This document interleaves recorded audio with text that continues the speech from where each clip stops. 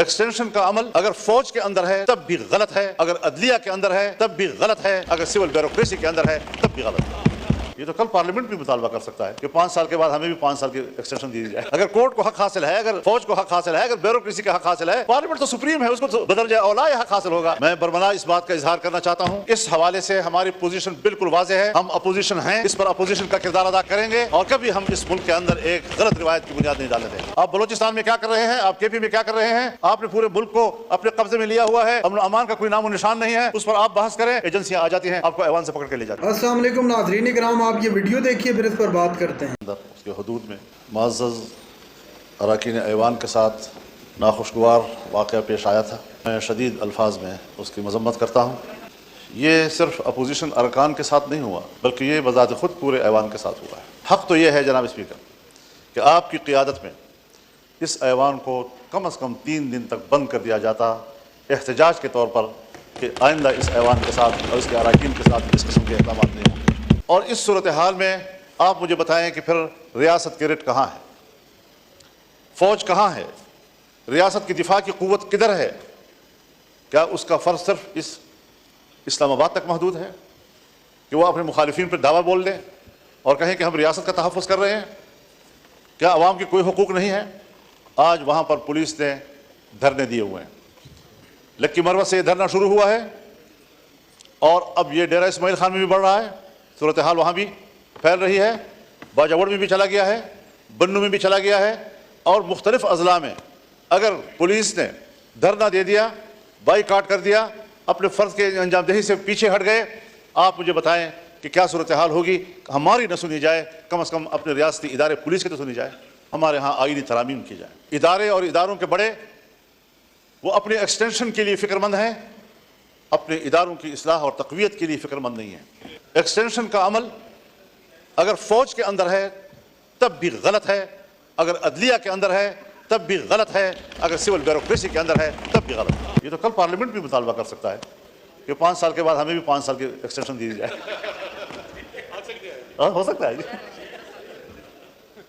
اگر کورٹ کو حق حاصل ہے، اگر فوج کو حق حاصل ہے، اگر بیوروکریسی کا حق حاصل ہے، پارلیمنٹ تو سپریم ہے، اس کو تو بدرجہ اولا یہ حق حاصل ہوگا۔ میں برملا اس بات کا اظہار کرنا چاہتا ہوں کہ اس حوالے سے ہماری پوزیشن بالکل واضح ہے، ہم اپوزیشن ہیں، اس پر اپوزیشن کا کردار ادا کریں گے اور کبھی ہم اس ملک کے اندر ایک غلط روایت کی بنیاد نہیں ڈالنے دیں گے۔ جنرل مشرف کا زمانہ تھا، ہم اپوزیشن میں تھے، ایل ایف او کے ذریعے انہوں نے سپریم کورٹ کے چیف کے جج کی عمر 68 سال کر دی تھی اور ہم نے لڑ کر اس کی عمر کو 65 پہ لے آئے بڑے مشکل کے ساتھ۔ ایک فوجی حکومت میں فوج کے فیصلے کو ریڈیوس کیا جہاں تک ہم سے ہو سکتا تھا۔ اس 65 سال کے فیصلے پر ہمارے بھائی ہیں، ہمارے محترم ہیں، پاکستان پیپلز پارٹی اس وقت یہاں ہمارے ساتھ اپوزیشن میں بیٹھی تھی، اپوزیشن میں بیٹھ کر انہوں نے میرے اوپر تنقید کی تھی، ایم ایم اے اوپر تنقید کی تھی کہ آپ نے 65 سال کیوں دیے ہیں ان کو۔ آج آپ ان کی عمر کے اضافے میں وہاں اس بیچوں میں بیٹھ کر اس کی تائید کریں گے؟ کیسے کریں گے، کیوں کریں گے میرے بھائی؟ ہمیں تسلیم کر لینا چاہیے کہ ہمارا جو عدالتی نظام ہے فرسودہ ہو چکا ہے۔ ہمارے عدالتوں کے سامنے جتھے بیٹھے ہوتے ہیں اور وہ فریقین کو اطمینان دلاتے ہیں کہ آپ کا فیصلہ یوں ہوگا اور آپ کا فیصلہ یوں ہوگا۔ ان جتھوں کو ختم کریں اور عدالت کو طاقتور بنائیں تاکہ اس پر اعتماد ہو۔ لیا نہیں بلکہ وہ ایک سیاسی گروہ بن چکے ہیں، کوئی ایک پارٹی کو سپورٹ کر رہا ہے تو کوئی دوسری پارٹی کو سپورٹ کر رہا ہے۔ میں کہتا ہوں چیف جسٹس میری مرضی کا ہو، آپ کہتے ہیں نہیں چیف جسٹس میری مرضی کا ہو۔ کیوں؟ چیف جسٹس کے لیے ہائی کورٹس کے معیارات اور ہیں اور سپریم کورٹ کے معیارات اور ہیں، فوج میں چیف کے لیے معیارات اور ہیں اور عدلیہ میں چیف کے لیے معیارات اور ہیں۔ ان معیارات کو یکساں کیا جائے، کہیں پر آپ کچھ کر رہے ہیں تو کہیں پر آپ کچھ کر رہے ہیں، کسی کو کوئی رعایت دے رہے ہیں، اور جب آپ ایکسٹینشن میں مشکل محسوس کرتے ہیں تو مجھے یاد ہے کس طرح ہمارے ہاتھ مروڑ کر ہم سے جبری طور پر ایک چیف آف آرمی اسٹاف اس ایوان کے اندر قانون سازی کرائی، کتنا ہم نے اس جمہوریت کو کمزور کر دیا ہے۔ اور پھر جو ایوان اس پر یہ چھاپ لگ جائے کہ یہ عوام کی نمائندہ کم اور اسٹیبلشمنٹ کی نمائندہ زیادہ، پھر آپ کو بحیثیت ایوان کے اسٹیبلشمنٹ کی نوکری کرنی پڑے گی، عوام کی خدمت آپ نہیں کر سکتے۔ آج 60,000 سے زیادہ مقدمات سپریم کورٹ میں پینڈنگ پڑے ہیں۔ آج یہاں بات کرو توہین عدالت کا مقدمہ آ جائے گا ہمارے پیچھے۔ آج یہاں فوج کے کردار پر آپ تنقید کریں، ریاست کے کردار پر آپ تنقید کریں، آپ بلوچستان میں کیا کر رہے ہیں، آپ کے پی میں کیا کر رہے ہیں، آپ نے پورے ملک کو اپنے قبضے میں لیا ہوا ہے، امن و امان کا کوئی نام و نشان نہیں ہے، اس پر آپ بحث کریں، ایجنسیاں آ جاتی ہیں، آپ کو ایوان سے پکڑ کے لے جاتی ہیں۔ وہ تو آپ کے آئین میں لکھا ہوا ہے کہ ہم عدلیہ اور فوج کے خلاف نہیں بات کر سکتے۔ تو اس کی لیے اصلاح کے لیے، ان کی اصلاح کے لیے تو بات کر سکتے ہیں. جی اصلاح کے لیے تو ہاں، بالکل تو کر بس میں سکتے اصلاح کی ہیں. بات کر رہا ہوں. میں ان کو تنقید تو نہیں کر رہا. سر آنکھوں پر عدالتیں، فوج کے جنرل سر آنکھوں پہ، جی تو میں اسی لیے کہہ رہا تھا کہ ججز ہمارے سر آنکھوں پہ، چونکہ لکھا ہوا ہے تو اس لیکن ان کے لیے نظام کو تو ٹھیک کریں جی تاکہ وہ جبر تو نہ کریں، آئین سے تجاوز تو نہ کریں، اخلاق سے تجاوز تو نہ کریں، پارلیمنٹ کا تقدس تو نہ خراب کریں. ہم ان کے خلاف نہیں بولیں گے، میں آپ سے وعدہ کرتا ہوں.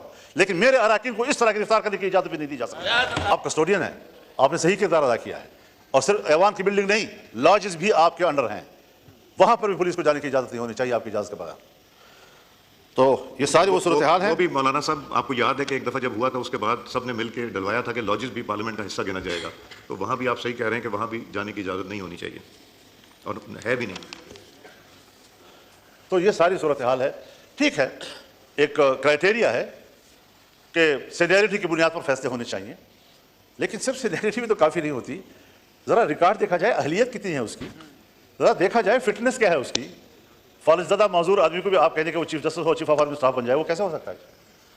تو یہ ساری چیزوں کو دیکھ کر ہمیں اصلاحات کی طرف جانا چاہیے. اور اس کے لیے میں تو یہ سوچتا ہوں، اور میری تجویز ہوگی کہ چیف جسٹس کے لیے جوڈیشل کونسل اور پارلیمانی کمیٹی کا مشترکہ اجلاس ہو، اور یہ فیصلہ کریں کہ کس کے حق میں فیصلہ کیا جاتا ہے. پیدل لائے جائیں، 3 کے لائے جائیں یا 5 کے لائے جائیں، لیکن اصلاح کی طرف تو جائیں. ممکن ہے میری رائے غلط ہو، میں کوئی ایسی بات نہیں کہہ رہا ہوں کہ خدا نخواستہ کوئی حتمی بات ہے، لیکن اس پارلیمنٹ کو پر اعتماد کیا جائے، اس کی کمیٹی بیٹھے، ان کے ساتھ بیٹھے، سوچے اس بات پر کہ ہم نے عدلیہ کے اندر اصلاحات کیسے لانی ہے اور ایوان میں پیش کیے جائے.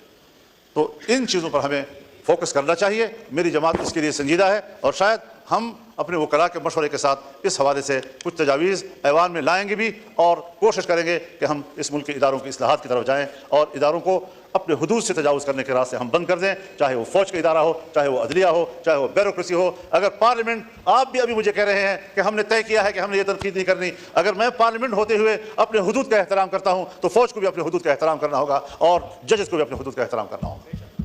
یہ اصول ہونا چاہیے. تو ان کی تقرری کے لیے بھی ایک میکینزم ہونا چاہیے، عدالتی اصلاحات ہونی چاہیے. آئینی امور پر کون غور کرے گا، عام آدمی کے مقدمات پر کون غور کرے گا. ناظرین کرام، آپ نے ویڈیو دیکھی مولانا فضل الرحمان کا قومی اسمبلی کے اندر انتہائی جذباتی خطاب، اور خطاب میں واضح بتا دیا کہ کسی بھی قسم کی ایکسٹینشن، وہ آرمی چیف کی ایکسٹینشن ہو یا وہ کسی چیف جسٹس کی ایکسٹینشن ہو، ہم اصولی موقف کے ساتھ اس حق میں نہیں ہیں. کوئی بھی چیف جسٹس ہے، جب وہ اپنی آئینی مدت پوری کر لے تو اس کو گھر جانا لازمی چاہیے، اور اس طرح ملک کے اندر ایک نئی بیس کو جنم لینا ہی فضول ہے، کیونکہ آئین نے ان کا ایک وقت متعین کر رکھا ہے، اس پر بیس کرنا بالکل فضول ہے. میں کسی ادارے پر تنقید نہیں کروں گا اگر وہ ادارہ میرے لوگوں کا احترام کرے گا، ہماری اسمبلی یا ہمارے پارلیمنٹ میں گھس کے میرے لوگوں کو نہیں اٹھائے گا، تو پی ٹی آئی کی واضح آواز بن کے مولانا صاحب